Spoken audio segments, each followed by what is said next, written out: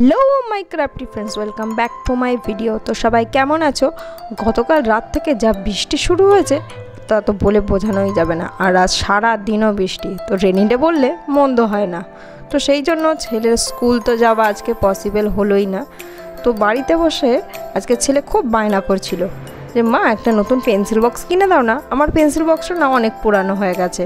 তো তাই ওকে বললাম এই বৃষ্টিতে তো বাড়ি থেকে বেরোনো তো অসম্ভব। তো দেখ আমি একটা ম্যাজিক করে তো পেন্সিল বক্সটাকে নতুন করে দিচ্ছি। তো সেই মতনই রঙা তুলিটা নিয়ে বসে পড়লাম পেন্সিল বক্সটাকে নতুন একটা লুক দেওয়ার উদ্দেশ্যে। অ্যাট ফার্স্ট আমি পেন্সিল বক্সটার ওপর হোয়াইট অ্যাক্রিলিক কালার দিয়ে ডবল কোট করে নিয়েছি।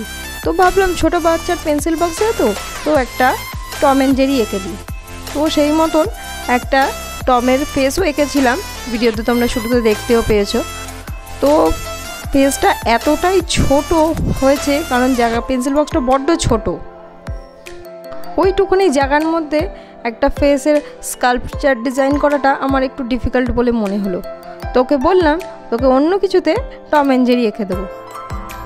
বক্সটার ওপর বরং কটা তোকে স্ট্রবেরি এঁকে দিই, ও না স্ট্রবেরি খেতে খুব পছন্দ করে। তো সেই মতনই বেস রঙটা শুকিয়ে গেলে অনেক কটা স্ট্রবেরি এঁকে নিলাম রেড কালার দিয়ে, স্ট্রবেরির কিছু পাতাও করে নিলাম। তারপর ও বললো আমার নাম একটা লিখে দেবে না, আমার পেন্সিল বক্স সবাই বুঝবে কী করে। তো ওর নামটাও আমি এখানে লিখে দিলাম।